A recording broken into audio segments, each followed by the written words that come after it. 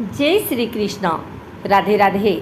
आइए सुनते हैं कार्तिक मास महात्म्य का 15वां अध्याय।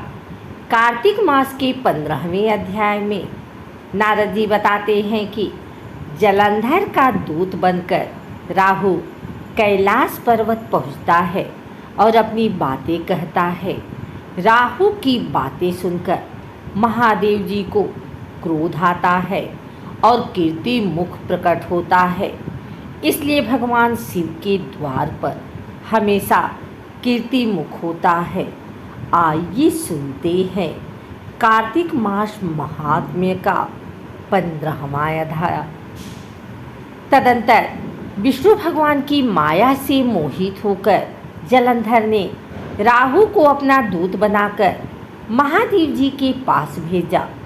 शुक्ल पक्ष के चंद्रमा की तरह शोभायमान कैलाश को राहु अपने शरीर की कालिमा से कृष्ण पक्ष की भांति काला करता हुआ कैलाश पर गया और द्वारपाल नंदीश्वर की आज्ञा अनुसार महादेव जी के पास जा उनकी भ्रिकुटी का संकेत पाकर राहु बोला, हे वृषध्वज देवता और सर्पों के पूज्य तथा सकल रत्नों के स्वामी त्रैलोक्य के नाथ श्री महाराज जलंधर की आज्ञा सुनो। भयानक शमशान में निवास करने वाला, हड्डियों के भार को धारण करने वाला, हमेशा नंगा रहने वाला प्राणी पार्वती जैसा रूपवती को अपनी स्त्री कैसे बनावेगा। मैं सब रत्नों का स्वामी हूँ। पार्वती भी स्त्रियों में एक रत्न है, अतः यह मेरी स्त्री होने योग्य है। यह तुम्हारे पास कैसे जैसे भिक्षुक के योग्य नहीं हो सकती।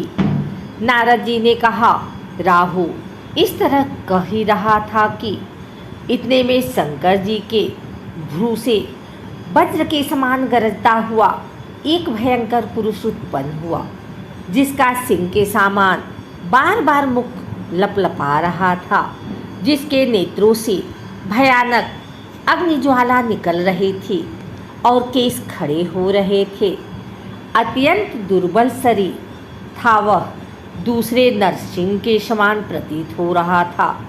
अपने को खा जाने के लिए उस पुरुष को अपनी ओर आता देखकर राहु बड़े वेग से भागा, परंतु उसने बाहर राहु को पकड़ ही लिया। वह पुरुष जब राहु को पकड़कर खाने के लिए उद्धत हुआ, तब उसे महादेव जी ने रोक दिया और कहा कि यह पराधीन दूत है, इसे न मारो, छोड़ दो। ऐसी बातें सुनकर उसने राहु को आकाश में ही छोड़ दिया। राहु के छोड़ने के बाद वह पुरुष महादेव जी से प्रार्थना करने लगा। उक्त पुरुष ने कहा कि हे देवेश, हे प्रभु, मैं अतिशय भूखा प्यासा हूँ। मुझे भूख अत्यंत कष्ट दे रही है। आप आज्ञा दें, मैं क्या खाऊं? शिव जी ने कहा, शीघ्र अपने हाथ पैर का मांस खाओ। नारद जी ने कहा, शिव जी की आज्ञा पाकर वह अपने हाथ पैर का मांस इस प्रकार खा गया कि उसका केवल सिर ही बचा। उसका अवशेष सिर देखकर विस्मित और प्रसन्न होकर उस भयंकर कार्य करने वाले से शिव जी ने कहा, शंकर ने कहा, तुम्हारा नाम आज से कीर्ति मुख हुआ। मेरे द्वार पर सर्वदा रहो। जो भक्त प्रथम तेरी पूजा नहीं करेंगे वे प्रिय नहीं होंगे। नारद जी ने कहा, उसी दिन से महादेव जी के द्वार पर कीर्तिमुख रहने लगा। अगर आपको हमारी वीडियो अच्छी लगी हो तो इसे लाइक करें, कमेंट करें, शेयर करें। हमारे चैनल को सब्सक्राइब करके बेल नोटिफिकेशन ऑल पर सेट कर लें, ताकि आगे आने वाली वीडियो सबसे पहले आप तक पहुंच सके। धन्यवाद।